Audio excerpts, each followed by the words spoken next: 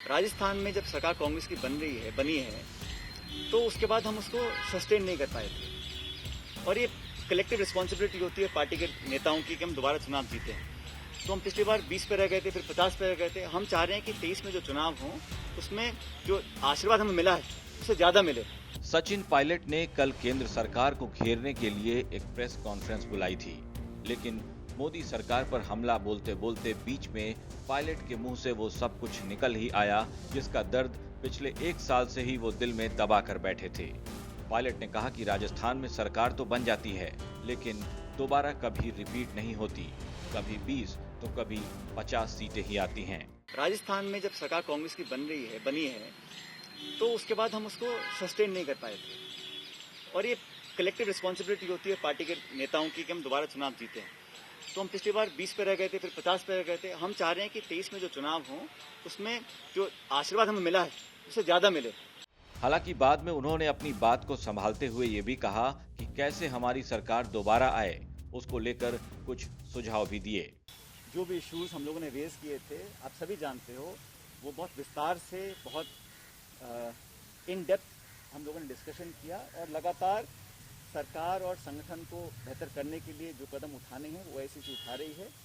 हम सभी लोग केंद्रीय नेतृत्व के टच में भी हैं और मुझे लगता है कि बहुत जल्द जो आवश्यक कदम उठाने हैं उसको एआईसीसी उठाने हैं। प्रेस कॉन्फ्रेंस के दौरान पायलट से जब कैबिनेट फेरबदल और अजय माकन के रिट्वीट को लेकर सवाल किए गए तो इन्होंने इस सवाल पर कुछ नहीं कहा।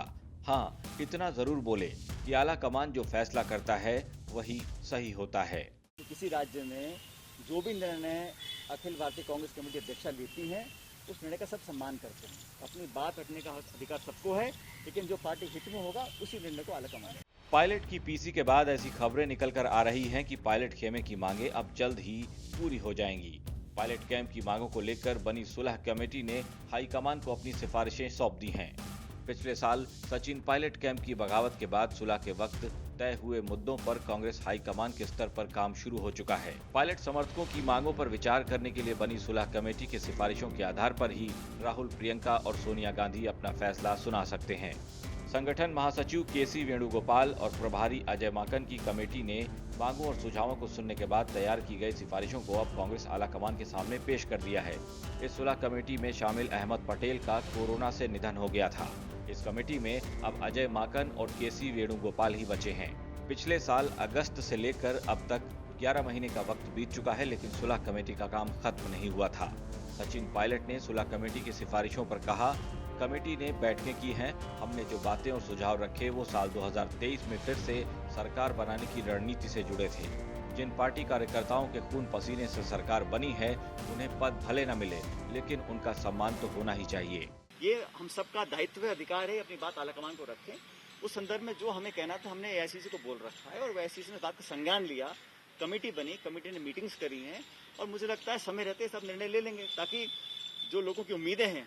और कांग्रेस कार्यकर्ताओं के बारे में जब मैं अध्यक्ष रहा 6.5 साल, तब मैंने कहा, आज भी कहता हूँ, हमेशा कहता रहूंगा, जिन लोगों ने अपना सब कुछ न्यौछावर किया पार्टी के लिए, जिन लोगों ने दिन और रात देखा नहीं, जिन लोगों ने लाठियां खाई, केस उनके ऊपर लग गए, अपनी जेबों से पैसे खर्च किए, जिन्होंने खून पसीना बहा, जो बूथों पे खड़े रहे, उन लोगों को पद पोस्ट ना भी हो, मान सम्मान मिलना चाहिए। सुलह कमेटी ने 11 महीने बाद अपनी बात आलाकमान तक पहुंचाई है।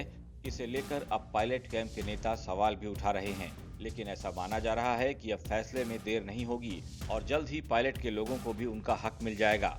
हालांकि जब कैबिनेट विस्तार और राजनीतिक नियुक्तियां होंगी तो 2023 के चुनाव को ध्यान में रखते हुए कांग्रेस आलाकमान जातिगत समीकरणों का भी पूरा ध्यान रखेगा। पायलट खेमा उम्मीद जता रहा है कि जल्द ही अब पायलट को भी उनका अधिकार मिल जाएगा। ब्यूरो रिपोर्ट, राजस्थान तक।